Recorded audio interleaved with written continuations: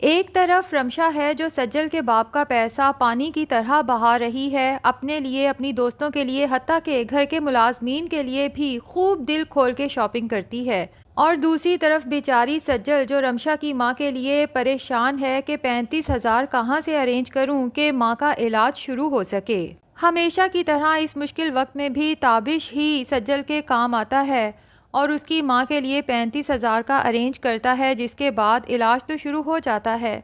लेकिन सज्जल की माँ जैसे ही होश में आती है तो अपनी ही बेटी को बातें सुनाने लगती है।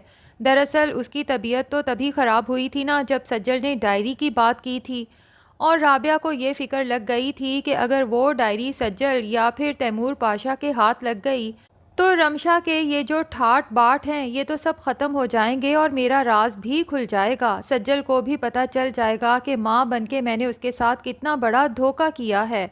उसकी जगह अपनी बेटी को तैमूर पाशा की बेटी बना के भेज दिया ताकि वो उसकी दौलत पर ऐश कर सके और मुझे भी अय्याशी करा सके। अब राबिया को होश में आता देख के सज्जल तो बहुत खुश होती है, अपनी माँ से कहती है कि अल्लाह का लाख लाख शुक्र है कि आपकी तबीयत ठीक हो गई, मेरी तो जान ही निकल गई थी। तो राबिया बजाय सज्जल की फ़िक्र को देखते हुए उसे तसल्ली देने के उल्टा उसे बातें सुनाने लगती है कि अब तो तुम मुझसे बड़ी हमदर्दी दिखा रही हो, हालांकि ये सब कुछ तुम्हारी वजह से हुआ है। तुम मेरी बात सुनने की बजाय मुझे बार बार ये कह रही थी कि मैं दूसरों से वादा करके आई हूँ, तब तो तुम्हें दूसरों की फ़िक्र मुझसे ज़्यादा थी। सज्जल दिल ही दिल में बहुत शर्मिंदा होती है और सोच लेती है कि आज के बाद मैं अम्मी से डायरी की बात कभी भी नहीं करूँगी। तैमूर पाशा ने भी अगर दोबारा डायरी की डिमांड की तो मैं कह दूँगी कि दादाजी ने ही पता नहीं डायरी कहाँ रख दी, हमें ढूंढने पर भी नहीं मिली। दूसरी तरफ रमशा जब इतनी सारी शॉपिंग करके घर वापस लौटती है तो उसका आमना सामना इत्तफाकन सामने खड़ी अर्जुमंद और अलीज़े से हो जाता है। अर्जुमंद की आंखें तो इतने सारे शॉपिंग बैग्स देख के फटी की फटी रह जाती हैं, जबकि अलीज़े का भी गुस्से से बुरा हाल होता है। और रमशा घर की मुलाजमों के लिए भी चूँकि शॉपिंग करके आई है तो जानबूझ के अलीज़े और अर्जुमंद को मज़ीद जलाने के लिए घर के मुलाजमीन को आवाज़ देती है, ख़ास तौर पे उस मुलाजमा को जो अंदर ही अंदर रमशा से मिली हुई है। उसे रमशा के सारे राज पता हैं कि रमशा ने डीएनए टेस्ट के लिए भी अपने बालों की जगह किसी और के बाल मुलाजमा को दिए थे अर्जुमंद को देने के लिए, तो वो मुलाजमा पैसे की लालच में रमशा का भरपूर साथ दे रही है और रमशा भी उसके लिए बहुत ही महंगे कपड़े लाती है, तो मुलाजमा तो बहुत खुश हो जाती है। जबकि रमशा की ये फुर्तियाँ देख के अलीज़े का पारा तो बहुत हाई हो जाता है। अपनी माँ से कहती है कि मॉम मेरी उर्दू बहुत अच्छी तो नहीं है, लेकिन वो क्या कहते हैं कि बंदर के हाथ में कुछ लग गया। रमशा तो ख़ुद को बंदर के साथ मिलाने पे अलीज़े पे शदीद गुस्सा होती है और उसे उल्टा जवाब देती है कि तुम्हें इतनी जेलसी क्यों हो रही है, मेरे बाप का पैसा है, जैसे चाहूँ उड़ाऊँ। तुम्हें शायद इसलिए जेलसी हो रही है कि मैं तुम्हारा मुकाबला कर रही हूँ, तुम तो अपने मुकाबिल कभी किसी को समझती ही नहीं थी। तो अलीज़े गुस्से से रमशा से कहती है कि तुम मेरा मुकाबला करोगी? बीबी तुम 100 दफ़ा भी मर के पैदा हो जाओ ना, तब भी मेरा मुकाबला नहीं कर सकती। रमशा गुस्से में अपने कमरे में चली जाती है और जब मोबाइल निकाल के देखती है सज्जल की इतनी सारी मिस्ड कॉल्स देख के उसे मज़ीद गुस्सा आता है। आखिर उसे कॉल करके पूछ ही लेती है कि खैरियत तो है, तुमने मुझे इतनी सारी कॉल्स आखिर किस लिए की हैं। सज्जल रमशा को बताती है कि जिस वक्त कॉल की थी तुम्हारी बहुत ज़रूरत थी, अम्मी हॉस्पिटल में थी और मुझे कुछ पैसों की ज़रूरत थी क्योंकि डॉक्टर्स इलाज शुरू करने के लिए एडवांस मांग रहे थे। बहरहाल अब अम्मी बेहतर हैं, होश में आ चुकी हैं। लेकिन रमशा जब सुनती है कि उसकी माँ हॉस्पिटल में है तो वो तो बहुत परेशान हो जाती है। फ़ौरन तैमूर पाशा के कमरे की तरफ भागती है, उसे बताती है कि मेरी मॉम हॉस्पिटल में है। तैमूर पाशा उसे हौसला देते हैं और दोनों हॉस्पिटल की तरफ निकल जाते हैं। रमशा को देख के राबिया बहुत खुश होती है और सज्जल सोचती रह जाती है कि रमशा तो अम्मी की सगी औलाद भी नहीं, महज उसके पास पैसा है, शायद इसीलिए अम्मी उसे देखकर इतनी खुश होती हैं और मुझसे हर वक्त नाराज़ रहती हैं। इसी उदासी में जब बाहर आती है ताबिश के साथ अपना दुख सुख शेयर करती है कि ताबिश तुम्हें पता है ना मुझे अम्मी की कितनी फ़िक्र होती है, मैं उनसे कितना प्यार करती हूँ। ताबिश कहता है मुझे अच्छी तरह से एहसास है सज्जल कि तुम अम्मी के लिए हमेशा फ़िक्रमंद रहती हो।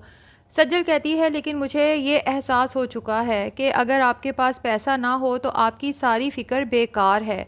अब राबिया को हॉस्पिटल से डिस्चार्ज कर दिया जाता है तो तैमूर पाशा और रमशा अपनी गाड़ी में राबिया को घर छोड़ने आते हैं।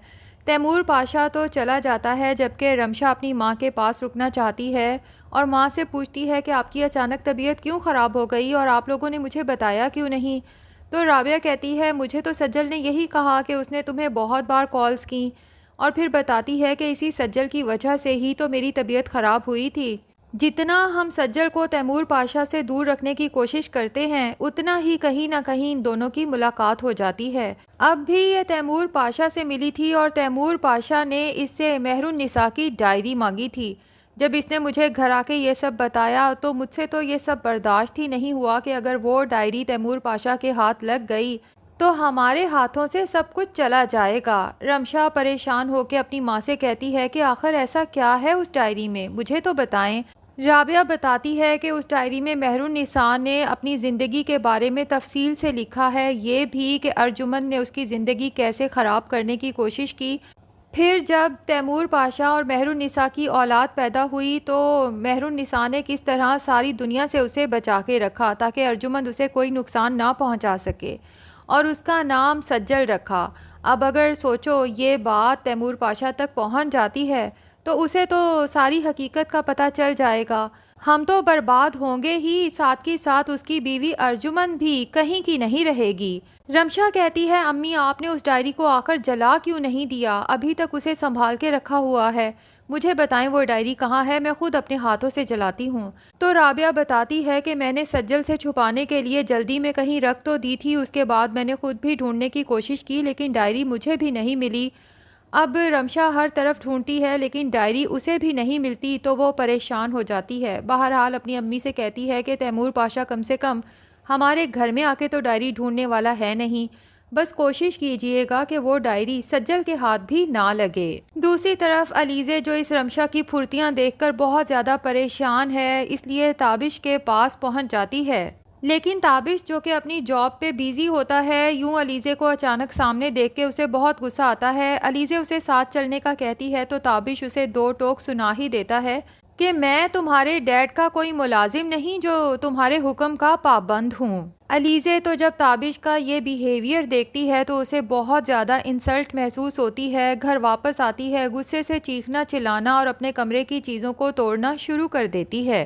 हाँ, तो जब अलीज़े के कमरे से शोर सुनती है तो फ़ौरन उसके रूम में जाती है, उसे संभालने की कोशिश करती है और पूछती है कि आखिर हुआ क्या है, कुछ बताओ तो सही। तो अलीज़े चीखते हुए अपनी माँ से कहती है कि मॉम एक बात बताएं, क्या प्यार मोहब्बत में लोग अपनी सेल्फ़ रिस्पेक्ट भी बिल्कुल भूल जाते हैं। और फिर अपनी माँ को बताती है कि मैं जिसे पसंद करती हूँ वो मुझे इग्नोर करता है, मुझसे बात तक करना पसंद नहीं करता।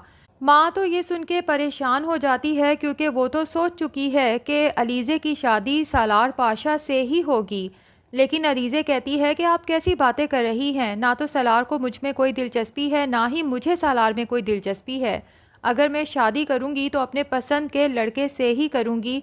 लेकिन उसकी माँ कहती है कि अलीज़े बचपन से लेकर आज तक मैं तुम्हारी हर बात मानती आई हूँ, लेकिन तुम्हारी ये बात किसी सूरत नहीं मानी जाएगी। अब चूंकि अलीज़े के कमरे से उठते हुए शोर को सुन के रमशा भी उस तरफ भागी थी तो कमरे के बाहर कान लगा के खड़ी हो जाती है दोनों माँ बेटी की बात सुनने के लिए। उसे ये तो समझ आ जाती है कि अलीज़े किसी लड़के को पसंद करती है और वो लड़का इसे लिफ्ट नहीं कराता। अब ना तो रमशा को पता है कि अलीज़े जिस लड़के को पसंद करती है वो कोई और नहीं बल्कि रमशा का कज़न ताबिश है, और ना ही अलीज़े को पता है कि जिस ताबिश के पीछे वो पागल है उसका अलीज़े के साथ भी कोई ताल्लुक़ निकल सकता है। तो नाजरीन देखना ये है कि रमशा को जब इस हकीकत का पता चलेगा तो वो अलीज़े को ब्लैकमेल करने के लिए इसका कैसे इस्तेमाल करती है। बहरहाल ड्रामा काफ़ी इंटरेस्टिंग होता जा रहा है। आपको ये ड्रामा कैसा लग रहा है कमेंट सेक्शन में ज़रूर बताएं। वीडियो पसंद आई है तो लाइक और चैनल को सब्सक्राइब भी ज़रूर कर लें।